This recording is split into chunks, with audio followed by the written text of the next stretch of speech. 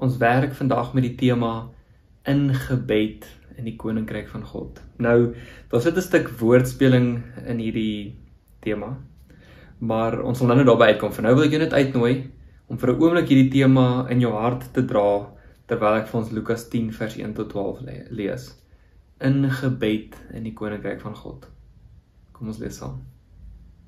Hierna het die Here nog 72 ander aangewys en hulle 2-2 voor hom uitgestuur na elke dorp en plek wat hy nog wou besoek.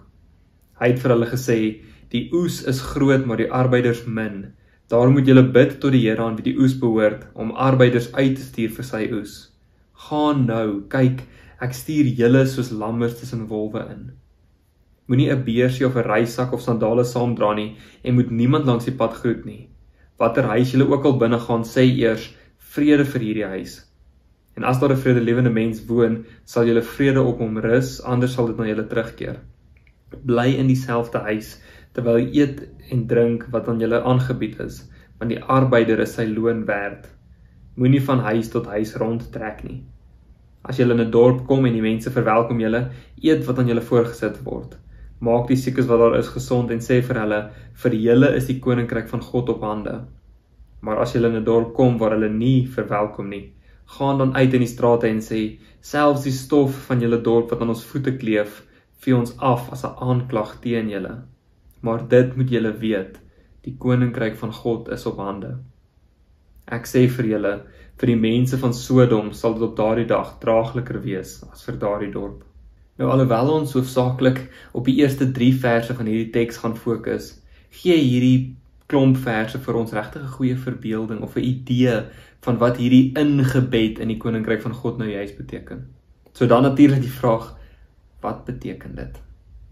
1. Ons is ingebed, of in Engels embedded, in die Koninkryk van God. Sien, Jesus se sending van die 72 met die boodskap van vrede en die aankondiging van die Koninkryk van God wat op hande is, bevestig dat God se Koninkryk tasbaar naby is.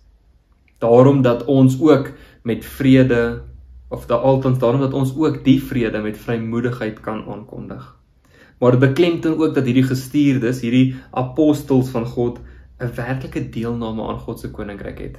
En hierdie deelname bevestig iets van die manier wat die apostels, die gestuurdes en ons vandag regtig ingebed deel is van God se Koninkryk en daarom ingebed in die Koninkryk van God.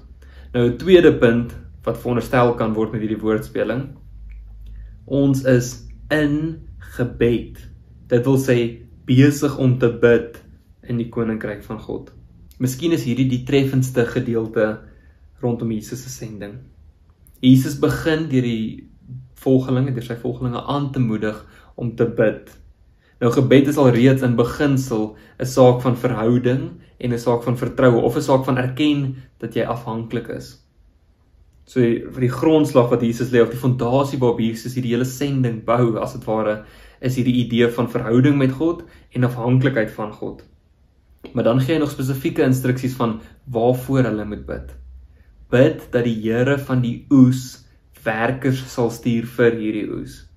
Met ander woorde, bid dat God mense sal stuur wat die vrede en Koninkryk kan gaan verkondig. En dan, direk daarna, amper in dieselfde asem, stuur Jesus hierdie einste volgers om daai werk te gaan doen. Met ander woorde, Jesus kom sê basies vir hulle, bid vir werkers wat God se Koninkryk kan verkondig. O ja, terloops, julle is daardie werkers. Die gevolgelinge of die gestuurdes van God, van Jesus, word die antwoord op dit waarvoor hulle bid. Die gestuurdes word, of althans die volgers van Jesus, word die gestuurders wat gestuur word om God se Koninkryk te verkondig. Die antwoord op die gebed. En daarom, op daardie manier, is hulle in gebed, besig met gebed, terwyl hulle God se Koninkryk verkondig. In gebed in die Koninkryk van God. En wat beteken dit prakties vir ons?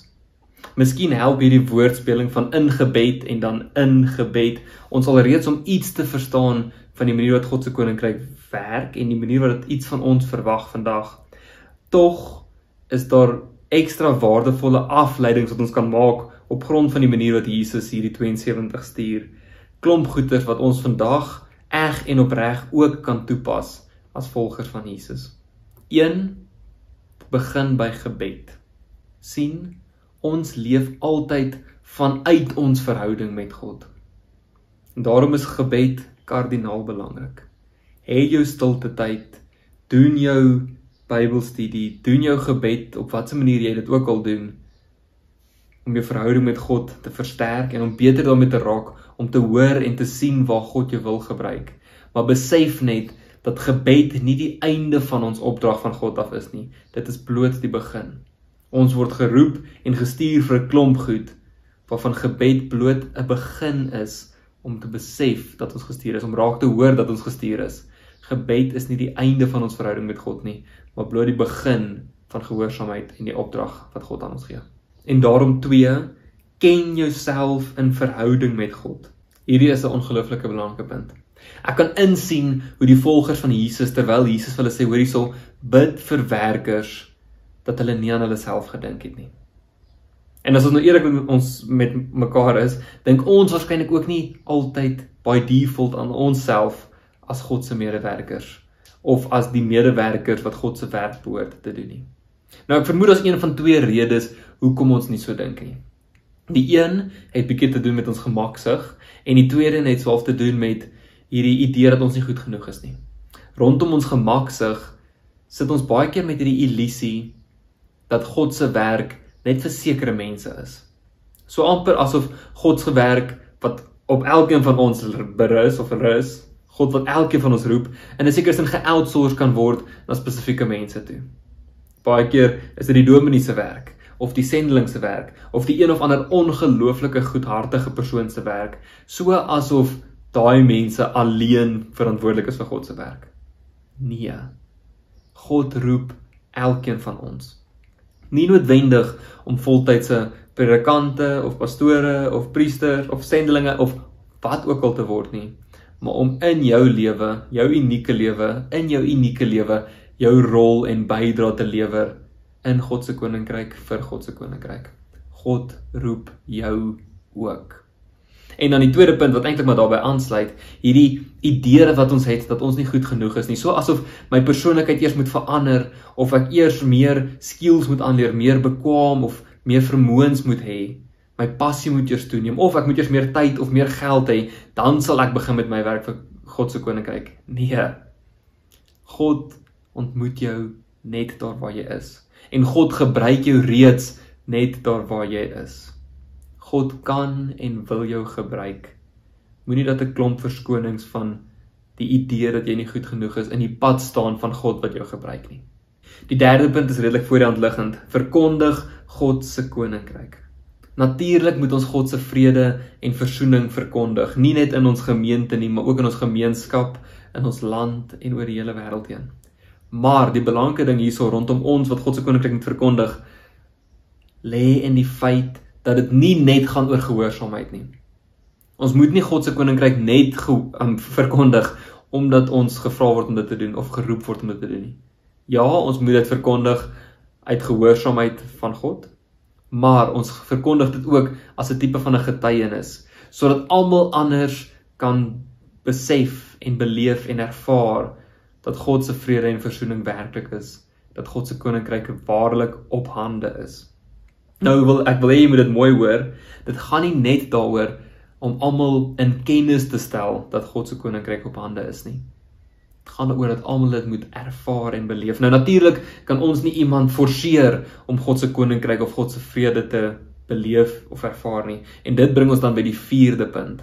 Leef God se koninkryk. Hoe?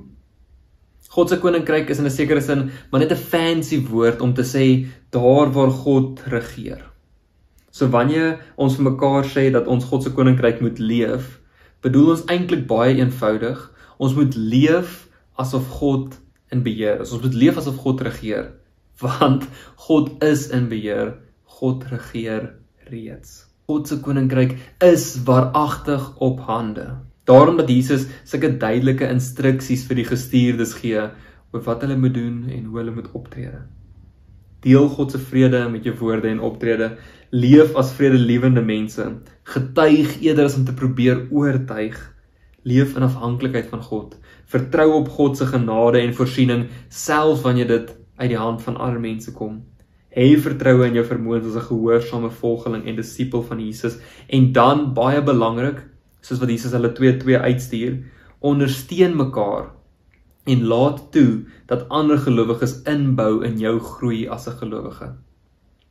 Ek en jy, as getroue volgelinge van Jesus, het nog steeds nie toegang tot die volle waarheid of die volle storie van die getuienis nie. En daarom het ons mekaar nodig om al hierdie verskillende perspektiewe te deel. Ek dink dit is deel van die rede waarom Jesus hulle 2-2 gestuur het. Nie net vir die veiligheid en ondersteuning en bemoediging en accountability en so aan nie, maar regtig om 'n breër of 'n meer geheel prentjie te gee van die getuienis. 'n Meer geheel verkondiging te doen van God se koninkryk. Nou wat is dan die genade van hierdie alles? Waar ons leef, gehoorsaam en afhanklik, sal ons agterkom dat God se genade werklik vir ons genoeg is. God se koninkryk is op hande. God kies my en jou as sy medewerkers in sy koninkryk. God kies my en jou as gebroke mense om God se vrede en genesing te verkondig en om aan daai vrede en genesing deel te neem. God skep ons, roep ons, stuur ons en transformeer ons vir God se koninkryk nou en vir ewig. Amen.